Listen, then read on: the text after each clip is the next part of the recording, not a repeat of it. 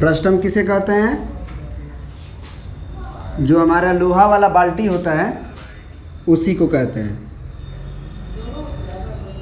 ना। लोहा का बाल्टी नीचे की तरफ से और ऊपर की तरफ से थोड़ा सा बड़ा होता है। ये बाल्टी हो गया, या आप ग्लास कह सकते हो। एक ग्लास भी आपका फ्रस्टम है, थोड़ा सा तिरछा होता है। तो अगर इसका वॉल्यूम निकालना है तो ये आपको गिवन रहेगा हमेशा। फ्रस्टम का स्लैंट हाइट L, फ्रस्टम का जो तिरछी ऊंचाई होती है उसको हम लोग स्लैंट हाइट बोलते हैं। ये जो होता है वो H होता है। ये आप बताए थे पहले क्लास में कि R1 मान लीजिए, और ये आप बताए थे आप R2 मान लीजिए। ये R2 था, चलिए यहाँ लिख देते हैं R2। दिखाई दे रहा है ना? कोई दिक्कत तो नहीं है? क्या और बड़ा बना दे? ठीक है, तो ये गिवन रहता है। तो अब हम बोले थे कि अगर इसका वॉल्यूम निकालना है तो आप क्या करो कि इसको बढ़ा दो, पूरा कोन बना दो, इसको भी बढ़ा दो, तो ये एक कोन की तरह नज़र आएगा। जैसे आप आइसक्रीम खाते हैं तो वो जो कोन होता है उस तरह से नज़र आएगा। तो उसको क्या करना है कि इसके हाइट को आपको बोले थे कि इसके हाइट को आप H1 मान लो, इसके स्लैंट हाइट को आप L1 मान लो, है ना। रेडियस तो R2 दिया ही हुआ है। तो अगर अब हम पूछे आपसे कि टोटल हाइट इसका कितना होगा, तो H पहले से था, H1 यहाँ है, तो टोटल हाइट इसका H प्लस H1 होगा। तो हम ये बोले थे कि अगर आपको फ्रस्टम का वॉल्यूम निकालना है, मतलब वॉल्यूम ऑफ फ्रस्टम अगर आप निकालना चाहते हैं, वॉल्यूम ऑफ फ्रस्टम, तो आपको क्या करना होगा? आप वॉल्यूम ऑफ बड़ा वाला कोन, मतलब आप कह सकते हो कि ये A मान लेते हैं, B मान लेते हैं, इसको C, इसको D और इसको E मान लेते हैं। तो हम बोलेंगे क्या? Volume of frustum is equal to volume of bigger cone, bigger cone. और उस कोन को अगर नामकरण करना चाहें तो हम कह सकते हैं कि A B E, A B E बोल सकते हैं ना। वो ट्रायंगल की तरह है, लेकिन अगर हम बगल में कोन लिख दिए हैं तो फिर हम कोन का ही करेंगे। और माइनस, अगर यहाँ से लेके यहाँ तक के जो वॉल्यूम है उसमें से हम केवल ये नीचे वाला जो आइसक्रीम है उसका वॉल्यूम को घटा दें तो केवल हमको यहाँ से यहाँ तक वाला वॉल्यूम मिलेगा, ग्लास वाला, है कि नहीं। अगर पूरा से यहाँ तक अगर अंदर का जगह निकाल दे, अंदर का जो स्पेस है मतलब वॉल्यूम, उसमें से अगर इसके वॉल्यूम को घटा दें तो आराम से हमको मिल जाएगा फ्रस्टम का वॉल्यूम। तो अब अगला में क्या लिखेंगे? Volume of smaller cone, smaller cone, छोटा वाला कोन। आप उसका नामकरण कर सकते हो DCE। ये D है, ये C है, ये E है। अब जरा आप हमें बताएं, इसके लिए हमको क्या लिखना होगा? वॉल्यूम ऑफ, पहले कोन बताइए क्या होता है? 1/3 पाई R स्क्वायर H, यही होता है ना वॉल्यूम कोन का। तो अब बड़ा वाला जो कोन है उसके लिए आपको R और H को पहचानना होगा। 1/3 पाई तो लिखेंगे, तो बड़ा वाला जो कोन है उसके लिए रेडियस क्या है? R1 है, देख रहे हैं ना, ये R रेडियस है, तो R1 का स्क्वायर। और H क्या है? H नहीं है, H प्लस H1 है, क्योंकि अब ये पूरा वॉल्यूम कंसीडर होगा तो H प्लस H1 लेंगे, माइनस 1/3 नीचे वाला जो कोन है 1/3 पाई तो लिखेंगे ही, रेडियस बस चेंज होगा, अब R2 हो जाएगा, R2 स्क्वायर, और H के जगह पे H1 होगा। हाँ बोलिए। नहीं नहीं, ये आपका जो बाल्टी का H दिया गया था केवल, ये जो H है ना, ये आपका फ्रस्टम का हाइट दिया गया था। मतलब आपको फ्रस्टम का स्लैंट हाइट दिया है, फ्रस्टम का स्मॉलर बेस का रेडियस दिया हुआ है, बिगर बेस का रेडियस दिया हुआ है, और हाइट दिया हुआ है। सारा कुछ मतलब L, H और R1, R2 ये आपका फ्रस्टम का है। तो अब जरा आप हमें बताएं कि हमारे पिक्चर में नया वर्ड कौन जुड़ा? H1 और L1, क्योंकि हमको तो गिवन रहेगा फ्रस्टम का ही ना, L। जैसे ये आपका बाल्टी है, तो केवल आपको इस बाल्टी का ही स्लैंट हाइट दिया रहेगा, इसकी हाइट दिया रहेगा और इसका बेस का रेडियस है ना R2 और R1 दिया रहेगा। तो इसका मतलब अगर पिक्चर में हमारा H1 आ रहा है, यहाँ पे देख रहे हैं आप H1 आ रहा है, तो H1 को क्या करना होगा, हमें हटाना होगा। उसके लिए हमको थोड़ा सा ज्योमेट्री लगाना पड़ता है इसमें, और वो क्या ज्योमेट्री है कि आप अलग से ये पूरा ट्रायंगल ABE को देखें और DCE को देखें, अलग से बना लीजिए बड़ा वाला ट्रायंगल एक ठो। हम ये बाल्टी को मिटा देते हैं नीचे वाला, क्योंकि हम आपको दिखाना चाहते हैं कि दोनों ट्रायंगल सिमिलर है। ये जो है आपका ट्रायंगल बड़ा वाला, इसका नाम है A, B और E, और छोटा वाला जो ट्रायंगल है ये है आपका D, C और E। तो दोनों ट्रायंगल क्या है, सिमिलर है। क्यों? क्योंकि ये एंगल और ये एंगल 90 डिग्री है ना, और ये एंगल जो B है वही एंगल C है। कैसे? कॉरस्पॉन्डिंग एंगल से। तो हम कह सकते हैं नाउ, यहीं पे लिख सकते हैं इसको, आप इक्वेशन नंबर 1 माने रहो, लिखो नाउ कंसीडर विचार करें in triangle ABE and DCE। अगर इसमें हम विचार करें तो हम बोलेंगे कि एंगल A बराबर एंगल D बराबर 90 डिग्री और एंगल B बराबर एंगल C, है ना। कैसे? तो ये कैसे? कॉरेस्पॉन्डिंग एंगल से,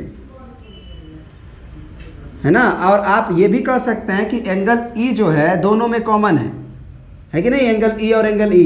चाहे बड़ा वाला ट्रायंगल लो तो भी एंगल E यही आएगा, चाहे DCE वाला ट्रायंगल लो तभी एंगल यही आएगा। तो आप ये भी कह सकते हैं कि एंगल E बराबर एंगल E। तो अगर दोनों ट्रायंगल सिमिलर हो गया, यानी कि ABE, इधर से देखिए ABE और सिमिलर, और ऑर्डरिंग सही है तो इधर भी सही आएगा DCE। अगर ये सिमिलर सही लिखे है तो साइड्स का करस्पॉन्डिंग रेशियो बराबर आएगा, और साइड का करस्पॉन्डिंग रेशियो के लिए आप AB लोगे तो उधर DC लेना होगा। आपको बताए थे ना कि पहला दूसरा, तो इधर भी पहला दूसरा। और अगर आप BE लोगे तो उधर CE लेना होगा, मतलब एक छोड़ा शुरू में वाला छोड़े तो इधर भी शुरू वाला छोड़ो। फिर अगर A से E लिए मतलब बीच वाला छोड़े तो इधर DE लोगे। यही होता है, करस्पॉन्डिंग रेशियो बराबर होते हैं सिमिलरिटी से, क्योंकि सिमिलर हुआ तो ये अपने आप होता है। तो अगर ऐसा हो गया तो अब जरा देखिए आप कि AB का वैल्यू क्या है। AB का वैल्यू क्या है आपका? नहीं, फिगर में जाके देखो कि A से B तक का लेंथ कितना है, R1 बाई DC कितना है, DC कितना है, R2। अंदाज पे कुछ नहीं बोलेंगे। फिर B से E तक, B यहाँ है, E यहाँ है, L प्लस L1 तिरछी ऊंचाई है, वो हाइट नहीं है भाई, ये समझिए। BE तिरछी ऊंचाई है, तो total L plus L1 divided by BE के बाद CE है, तो C से E तक, ये C था आपका, पता है ना, पता है कि नहीं, ये C है आपका ये। तो इसका मतलब ये हो गया आपका L1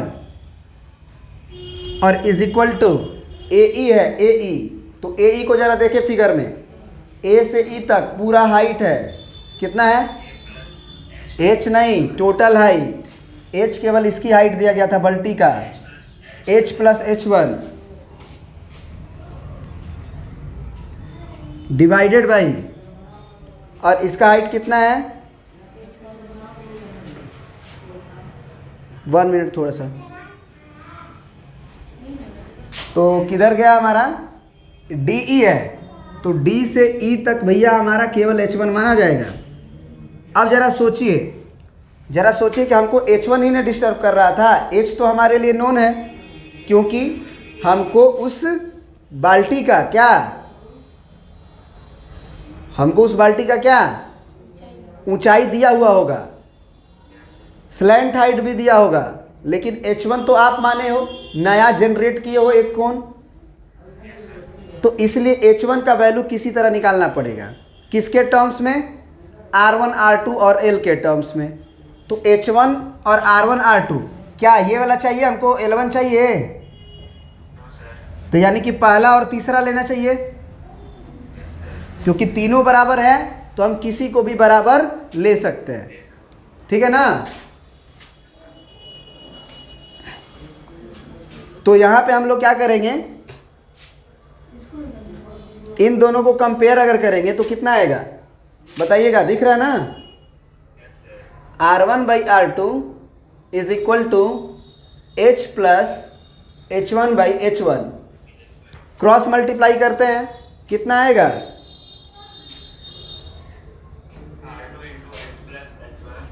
मतलब R1H1 बराबर R2H प्लस R2H1। H1 को एक साथ कर दें अगर तो क्या आएगा जरा बताइएगा, दिख रहा है ये? तो H1 कॉमन कर लीजिए, एक साथ खींच भी लीजिए, तो उधर से जब R2H2 आएगा तो R1 और माइनस R2 होगा इज इक्वल टू R2H। तो H1 का वैल्यू कितना आ गया? R2H divided by R1 minus R2।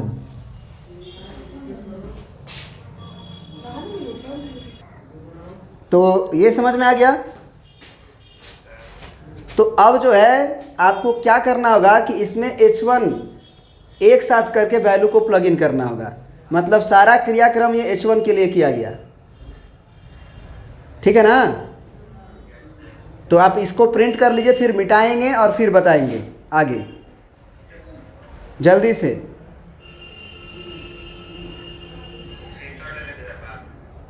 कर लिए? देखिए इसको मिटाएंगे क्योंकि हमको फर्दर आगे लिखना है कि put the value of H1 in equation 1। तो हम इक्वेशन 1 को जो है थोड़ा सा सिंप्लीफाई भी करेंगे, क्योंकि हमको 2 बार H1 को रखने का मन नहीं है।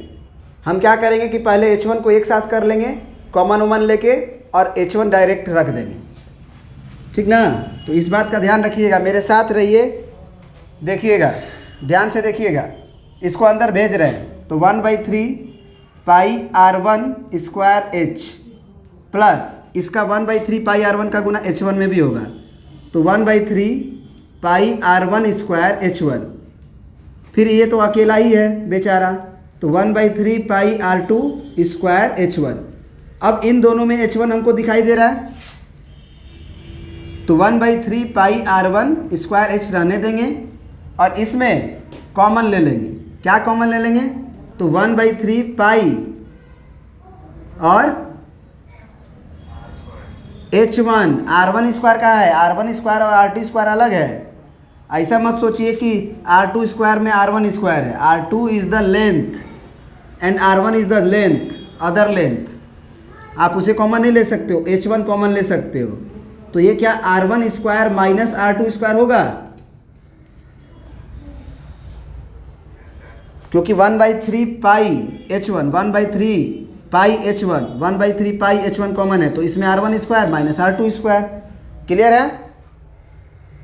अब आप H1 का वैल्यू यहाँ से उठा के R2H divided by R1 minus R2 वहाँ रख दीजिए, क्योंकि आप एक ही जगह रखना पड़ेगा। तो 1/3 पाई R1 स्क्वायर H प्लस 1/3 पाई H1 है ना, 1/3 पाई H1 का तो वैल्यू रखना है, तो R2H है ना, R2H upon R1 minus R2 है ना। अब एक जरा बात बताओ कि R1 square minus R2 square को क्या हम A प्लस बी और A माइनस बी लिख सकते हैं? बोलो कल्याण। क्योंकि A square minus B square क्या होता है? A प्लस बी और A माइनस बी। तो उसी तरह से R1 square minus R2 square को R1 plus R2 R1 minus R2। क्यों? क्योंकि ये हमको दिख रहा था कटते हुए। दिख रहा है कि नहीं आपको भी? बिल्कुल दिखना चाहिए, बिल्कुल दिखना चाहिए। अब क्या हम इसको मिटा सकते हैं? इसकी कोई ज़रूरत नहीं है। इसकी कोई ज़रूरत नहीं है, इसकी कोई ज़रूरत नहीं है, इसकी कोई ज़रूरत नहीं है ना। यहाँ के बाद आप फर्दर सोचें। 1/3 पाई R1 स्क्वायर H, फिर प्लस 1/3 पाई R2H और ब्रैकेट में R1 प्लस R2। अब ज़रा बताइए कि इसमें हम क्या कॉमन ले सकते हैं, इसमें से भी 1/3 पाई H ले सकते हैं, क्योंकि पाई भी है 1/3 और H अब सेम है, तो 1/3 पाई H कॉमन ले सकते हैं। क्या बचेगा? R1 स्क्वायर प्लस यहाँ पे R2 into R1 plus R2, नहीं R1 प्लस R2 पूरा, क्योंकि आप 1/3 और पाई H ही ना कॉमन लिए हो, तो ये R2 बचेगा, R1 प्लस R2 बचेगा। अब अंदर ही अंदर इसका गुना करिए तो ज़रा, 1/3 पाई H और ब्रैकेट में R1 स्क्वायर, इसका गुना होगा तो R2 R1 और प्लस R2 का स्क्वायर। तो याद करने के पॉइंट ऑफ व्यू से देखा जाए तो इसको 1/3 पाई H, फिर पहला का स्क्वायर मतलब रेडियस 1 का स्क्वायर, फिर रेडियस 2 का स्क्वायर, और फिर रेडियस 1 और रेडियस 2 का मल्टीप्लिकेशन। यही लिखवाए थे, याद है कुछ? यही लिखवाए थे ना। तो ऐसे याद रखें, volume of frustum is equal to, आपको याद रखने का तरीका बताए थे कि ये एक कोन की तरह है, फ्रस्टम एक कोन की तरह है। अगर थोड़ा सा आगे बढ़ा दिया जाए तो कोन का वॉल्यूम क्या आप याद रखते हैं? 1/3 पाई R स्क्वायर H, ये याद रखते हैं। तो आपको हमने बताया था कि इस R स्क्वायर को आप रिप्लेस करने सीखो। फ्रस्टम अगर होगा, ये तो कोन का था ना, वॉल्यूम ऑफ क्या था? कोन था। तो R और फ्रस्टम है, तो फ्रस्टम में इस R स्क्वायर को रिप्लेस करने सीखो। किससे? 2 गो रेडियस है, एक R1 एक R2, तो R1 स्क्वायर तो R2 स्क्वायर क्या बिगाड़ा है भाई, वो भी होगा, और प्लस R1 R2। तो अगर यहीं पे अगर उस फार्मूला से हम याद करने को सोचें तो यहाँ 1/3 पाई और R स्क्वायर की जगह पे क्या लिख देंगे? R1 square plus R2 square और प्लस R1 R2 और इंटू H। तो यहाँ भी तो हम यही बोल रहे हैं कि इस H को यहाँ इंटू कर दो, क्या दिक्कत है? ये तो हम लिख ही रहे हैं ना, R1 square R2 square R1 R2। तो ये आपका प्रूफ हो गया फार्मूला फ्रस्टम का, याद रहेगा। तो ये आप डायरेक्ट याद करें तो भी बेहतर है, फार्मूला डिराइव करने भी आना चाहिए कि आखिर आता कैसे है। क्लियर है? प्रिंट कर लीजिए इसको, और अब आप क्वेश्चन पूछिए, जो भी क्वेश्चन आपको पूछना है। एक मिनट, ओके। अच्छा 1 मिनट थोड़ा सा। हाँ, तो देखो फ्रस्टम को, आ जाओ, हेलो आ जाओ। फ्रस्टम को हिंदी में क्या कहते हैं पता है? पता है? फ्रस्टम को हिंदी में छिन्नक बोलते हैं, छिन्नक। तो जो अभी फ्रस्टम पढ़ा रहे थे उसको हिंदी में हम लोग क्या बोलते हैं? छिन्नक बोलते हैं। ठीक है। अब ये क्वेश्चन जो तुम्हारा है वो देख लो। A toy is in form of cone of radius 3.5 centimetre mounted on a hemisphere. अगर इस तरह के क्वेश्चन में अगर आपको फिगर बनाने आ गया तो क्वेश्चन बन जाता है। तो ज़रा सोचो कि क्वेश्चन क्या बोल रहा है। क्वेश्चन बोल रहा है कि एक टॉय है, खिलौना है, जो किस आकार का है? In the form of cone of radius 3.5 centimetre mounted on a hemisphere. एक हेमिस्फीयर है, एक हेमिस्फीयर है आपका। आपको हेमिस्फीयर बनाने बताए थे ना, आधा गोला। ये आपका आधा गोला हुआ और इस हेमिस्फीयर पे कोन माउंटेड है सेम रेडियस पे। सेम रेडियस मतलब कि इसी के ऊपर जब कोन रखोगे आइसक्रीम को उल्टा करके, मतलब आप ये समझ सकते हो कि आइसक्रीम लिए उसको उल्टा कर दिए। करोगे क्या? अरे गिर जाएगा, मत कर देना। अच्छा जमा रहता है, मतलब बहुत बार खिला चुके हो। खिला चुके हो कि खाए हो? अभी खिलाने का मौका नहीं मिल रहा है। खिलाए भी हो, वाह क्या बात है। तो कितना हो गया? रेडियस हमको दिया हुआ है इसका कितना, 3.5 सेंटीमीटर। एक देखो यहाँ पे बच्चा गलती क्या करता है, देखना। रेडियस तुमको दे दिया, ठीक है, इसने बोला है the total height of toy. Total height of toy का मतलब समझते हो? यहाँ से लेके यहाँ तक, मतलब यहाँ तक का हाइट हमको दे दिया है। माने जो एच का वैल्यू आपको दिया है वो कैपिटल एच कह सकते हो कि पूरा हाइट है वो है 15.5। और बच्चा गलती क्या करता है कि वो समझ जाता है कि कौन का हाइट है, कौन का हाइट में वो कर देता है, ये गलती कर देता है। अब बोला कि find the TSA of toys, मतलब टोटल सरफेस एरिया। अब जरा सोचो अपने मन में कि अगर इसका टोटल सरफेस एरिया हमको निकालना है तो अगर कोन को देखो, केवल इसको मत देखो, कोन का अगर हम कर्व सरफेस एरिया निकालें और हेमीस्फेयर का कर्व सरफेस एरिया निकालें और दोनों को जोड़ दें तो क्या इस पूरे खिलौने का टोटल सरफेस एरिया आ जाएगा? तो बस यही लिख देंगे, मतलब TSA of toy is equal to curved surface area of cone plus curved surface area of, तुम बैठो यार, छोड़ो ना उसको, क्या प्रॉब्लम है यार। Curve surface area of hemisphere.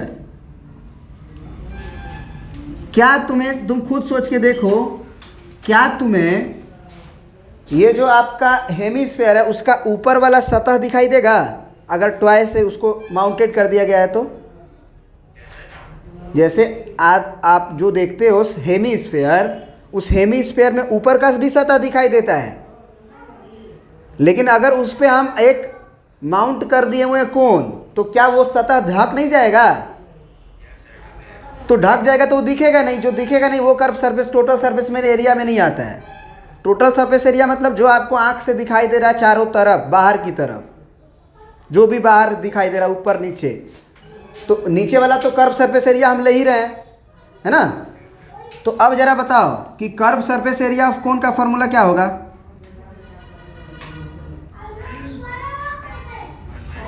Pi R L होता है।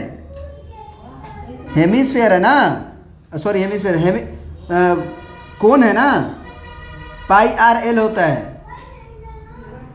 पाई आर स्क्वायर एच करोगे तो वॉल्यूम हो जाएगा, क्योंकि आर स्क्वायर और एच है तो आर स्क्वायर में मीटर इंटू मीटर आएगा और एच में मीटर, तो मीटर क्यूब यूनिट होता है किसका? कोन का, अरे सॉरी वॉल्यूम का।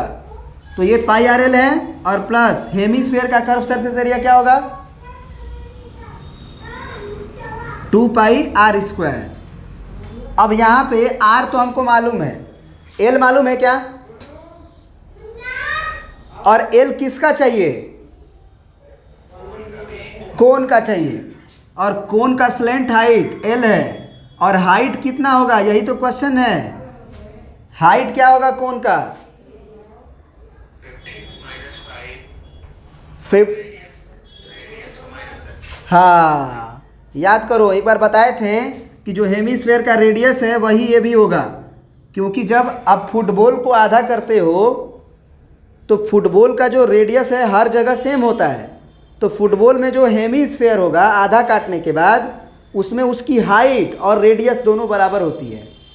मतलब ये जो है हेमीस्फेयर की हाइट वो रेडियस के ही बराबर होगा और वो 3.5 होगा। इसका मतलब इसका जो h होगा वो हमको लग रहा है कि 12 होगा। चलिए ये ठीक है। अब अगर हाइट निकल गया रेडियस निकल गया तो एल स्क्वायर बराबर तो हम याद किए हुए ना, R square plus H square. तो आर का स्क्वायर मतलब 3.5 का स्क्वायर, एच स्क्वायर मतलब 12 स्क्वायर। 3.5 का स्क्वायर क्या करोगे? देखो 50 25 पूरा लिख दो और एक बढ़ा के 4 तिया 12। जानते हो कि नहीं इसे मल्टीप्लाई में? सीख लो। ऊपर ऊपर अगर 5 5 वाला सेम हो ना, नंबर क्या हो अगर सेम हो और 5 लास्ट में हो तो 50 25 लिख दो और ये जो नंबर उसमें एक बढ़ा दो, 3 1 4 कर दो, 12 कर दो, गुना करोगे वही आएगा।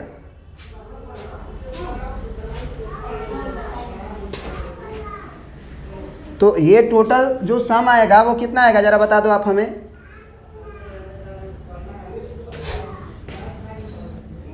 144 में अगर 12 जोड़ोगे तो कितना होगा? 156.25 होगा ना। तो ये तो एल स्क्वायर का वैल्यू हुआ। अब एल का वैल्यू के लिए तो आपको अंडर रूट करना होगा ना 156.25 का। बाई 100 तो लिख ही सकते हैं। तो 156 और 25 का आपको स्क्वायर रूट निकालना पड़ेगा। अब वो स्क्वायर रूट आप निकालिए। तो यहाँ पे बच्चों का क्या प्रॉब्लम होता है कि स्क्वायर रूट ही निकालने नहीं आता है। अरे भाई रूट में कैसे लिखोगे? आंसर तो वो सिंप्लीफाई करके दिया होगा, क्योंकि एल स्क्वायर तो है नहीं कि हम डायरेक्ट एल स्क्वायर का वैल्यू प्लग इन कर सकते हैं। आपको करना पड़ेगा। यही चीज़ वो तो जानना चाहता है कि आपको आता है कि नहीं स्क्वायर रूट। तो स्क्वायर रूट सीख लीजिए। क्या करते हैं? जोड़ा बनाते हैं ना किनारे से, फिर एक बच गया तो 1 1 1 ऊपर सेम सेम करते हैं। ये 1 आया, 1 1 2, ऊपर से डबल उतारते हैं, याद है ना। अब यहाँ पे सेम सेम का मल्टीप्लाई करते हैं। तो आप करके देखो, आप 5 5 करके देखो, 6 दूना 12, 7 करेंगे तो शायद ज़्यादा हो जाएगा। 7 भी करके देखते हैं, हाँ ज़्यादा हो जाएगा, बहुत ज़्यादा हो जाएगा। 6 करके देखते हैं, 36 होगा 3, 6 दूना 12 3 15, ये तो सही आ रहा है ना। 6 जाके 36, 6 दूना 12 और 3 15, ये सही आ रहा है। तो ये कितना आ गया जी? 6 6 12 और 2 और 1 3, है ना। ये 0 हो गया, ये 0 हो गया, ये 0। ऊपर से कितना प्रिंट करेंगे जी? 25। अब तो अब क्या करोगे भाई? अब तो आपको पॉइंट बढ़ाना पड़ेगा ना। तो पॉइंट बढ़ा लो। अब ये एक काम करो, पहले जितना बाहर आ रहा है उतना बाहर कर ले क्या। तो इसका स्क्वायर रूट नॉर्मली निकाल के देखो तो, नहीं तो दशमलव बढ़ाना पड़ेगा तो फिर ज़्यादा दिक्कत होगा। 00 बढ़ाओ, 00 बढ़ाओ। अब कितना बार में ले जाएं? 5 अगर लिखोगे तो 5 या 15 होगा, 9 या 27, 9 ज़्यादा होगा, 8 लिखे 24, 8 दूना 16, 8 8 से हो जाएगा क्या? 8 8 के 64 कीजिए, 4 होगा, 6 कैरी होगा, 8 दूना 16 और 6, 16 और 6 को जोड़ो, 16 6 22 होता है ना। और 2 अड़तली के 24 और 2 26, ज़्यादा हो गया ना, यानी कि 7, है ना 7। तो बस इतना से काम चला लेंगे, 1.7 से उतना से हम काम चला लेंगे, ठीक है। तो कितना आएगा आंसर? अब एक्चुअली गलती कर रहे हैं, ये 6 भूल गए हैं लिखना, 16 लिखाएंगे ना, उसके बाद ना 0.7 देंगे। क्लियर है? तो अब ज़रा बताएं आप कि एल का वैल्यू कितना आ गया? 16.7 डिवाइडेड बाई, इसमें से 10 बाहर आएगा, मतलब 1.6। 1.6। 16 में 16 का मल्टीप्लाई करते हो तो कितना आता है? 256 ना। सोलह का 16 में मल्टीप्लाई करते हैं तो कितना आता है? सॉरी, ये ऐसे है ना, क्योंकि एक डिजिट और बढ़ेगा तो 1.67 आएगा ना। समझ पा रहे हो? जरा आप 1.67 का मल्टीप्लाई करके देखो तो 2 बार, क्या लगभग ये वैल्यू आ रहा है? लगभग ही देखना, मतलब 1.67 और 1.67 का मल्टीप्लाई करो जल्दी से, फटाक से देखो और क्या आ रहा है रिजल्ट, आप देखोगे जरा करके बताओ। स्क्वायर रूट निकालने में गड़बड़ हो रहा है। 15625 स्क्वायर रूट आप निकालो जरा। ये पेयर बनाए, ये पेयर बनाए, कितना होगा? 1 बार में ले जाएंगे, 1 1 जा 1, ये 1 1 2 हो गया, फिर ये 0 हो गया। एक्चुअली यहाँ गलती किए थे हम लोग ना, यहाँ गलती किए थे, याद करो याद करो, यहाँ पे हम लोग 156 कर दिए थे, याद है कुछ? ये गलती हो गई थी हमसे, उसके लिए एक्सट्रीमली सॉरी। अब 2 से ले जाओ, 2 से जाएगा तो 2 दूना के 4 और 2 दूना के 4, कितना बचेगा? 6 में से 4 गया 2, 5 में से 4 गया कितना? 1, ये 2 2 4 और ये 2, ऊपर से होगा 2 5। अब निश्चित रूप से 5 बार में चला जाएगा, देख लेना। देखो 50 25, 5 चौके 20 और 2 22 और 5 दूना 10, 2 12, गया कि नहीं? तो इसमें का 1, इसमें का 1 2 और इसमें का 1 5 लिखेंगे। तो एक्चुअल वो जो गलती है वो आप समझ सकते हो। इसका मतलब ये हुआ कि L का वैल्यू आया 125 ऊपर से और नीचे से 10, क्योंकि पॉइंट के लिए 100 लिखे थे हम, तो L का वैल्यू 12.5 आया है। बस L का वैल्यू निकालने के लिए ये क्वेश्चन, मतलब बोला जाता है कि ये क्वेश्चन थोड़ा सा स्मार्ट है, क्योंकि आपसे स्क्वायर रूट एक्चुअली जानना चाहता है आपको आता है कि नहीं। मिटाते हैं तो L का वैल्यू आप याद रखिएगा कितना? 12.5। उसके बाद आप वैल्यू प्लग इन कर लीजिए।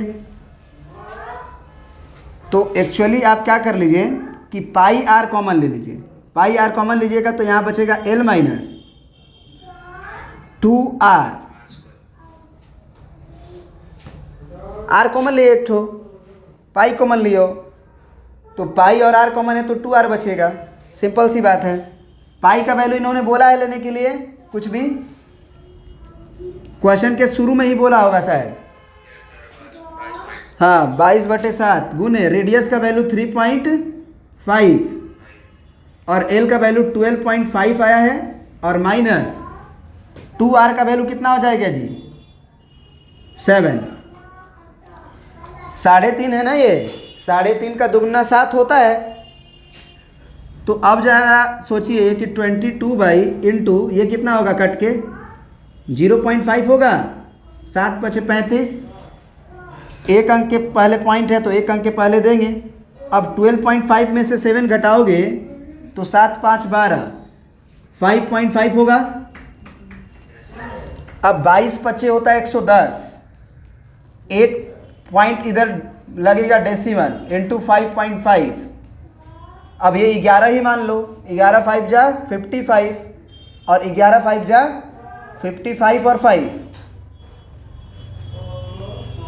होगा 60.5, और सेंटीमीटर में था तो सेंटीमीटर स्क्वायर। देख ले आंसर आया है कि नहीं आया है? 60.5 सेंटीमीटर स्क्वायर आंसर है कि नहीं? देखो तो मतलब गजब हो गया। अरे भाई जोड़ेंगे ना कि घटाएंगे? अरे भाई ये सरफेस एरिया और ये सरफेस एरिया जोड़ना पड़ेगा, आप घटा रहे हो। मतलब अजीब हो गया आज तो, मतलब कमाल हो गया आज। 12 और 7 कितना हो गया जी? 19.5। तुम भी मतलब हाँ में हाँ मिला ही रहे हो खाली। समझ रहे हो कि नहीं? अरे खाली yes sir, no sir, very good sir, thank you sir. आज का मेरा वीडियोस गड़बड़ा गया यार। मल्टीप्लाई करिए तो 11 से मल्टीप्लाई करिए। 11 5 जा 55, कैरी हुआ 5, 11 9 जा 99 और 5 104, यानी कैरी हुआ 10, और 11 1 जा 11 और 10 21, और पॉइंट होगा एक डिजिट के बाद। ठीक है, अब तो खुश ना? क्या बात है यार। क्या बात है, क्या बात है। चलो ठीक है, कोई बात नहीं, होता है कभी कभी। और कोई क्वेश्चन पूछना है? बोलिए।